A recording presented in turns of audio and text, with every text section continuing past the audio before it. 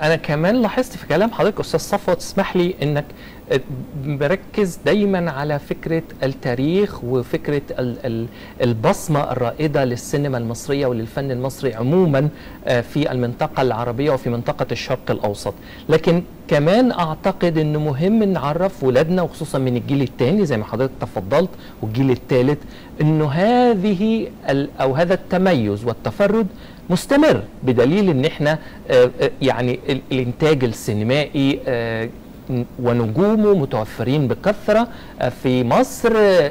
ألوان مختلفة من السينما قدمتها السينما المصرية خلال 24 و23 ومتوقع إنتاج دسم في 25 كمان.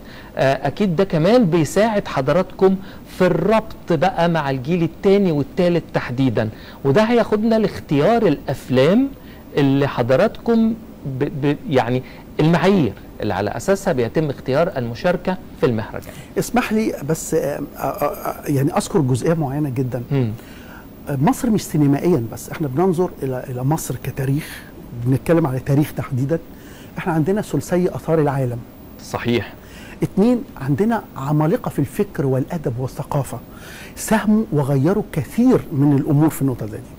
السينما المصرية في استغراق كثير من فنانيها ونجومها غيروا كثير من القوانين الداخلية بصناعة التأثير السينمائي. فريد شوقي عمل فيلم جعلوني مجرما غير قوانين الأحداث. صحيح. كلمة شرف غيرنا قوانين في السجون. إذا السينما مؤثرة في الواقع.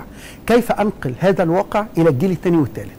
كيف أصنع أن السينما المصرية مش مجرد سينما ترفيهية ولكن سينما ذات قيمة ورسالة. أغلب السينما في الخمسينات والستينات كانت نتاج أدبي من كبار الكتاب، ثروة أباظة، نجيب محفوظ، أنيس منصور، حسين عبد القدوس وغيرهم.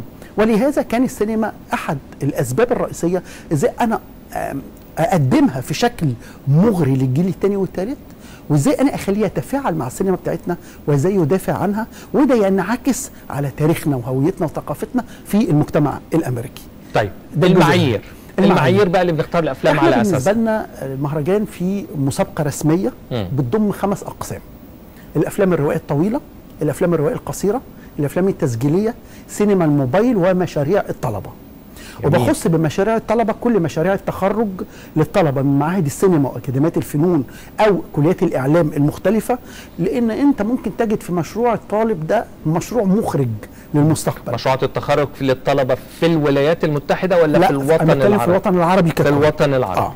بالظبط. وايضا هناك مشاريع تخرج من الولايات المتحده الامريكيه، بس تركيزي على مشاريع التخرج من الوطن العربي. قد يكون مشاريع التخرج في امريكا اليوم قنوات كتيره ومهرجانات كتيره وعديده، ولكن انا بتكلم على الفرص اللي احنا بنحاول نخلق منها جيل مبدع، جيل خلاق. قد يكون عندنا عاطف الطيب اخر، محمد خان اخر، خير بشاره اخر، علي بدرخان، هاني لاشين اخرين. احنا بنحاول من خلال مشاريع الطلبه نتبنى هذا الاتجاه وندعمهم من خلاله. رئيس لجنه التحكيم في الدوره الرابعه المخرج الكبير علي بدرخان. وعلي بدرخان واحد من مؤسسي هذا المهرجان، او كان ليه فضل كبير جدا في ارشاداته، في توجهاته الى اخره.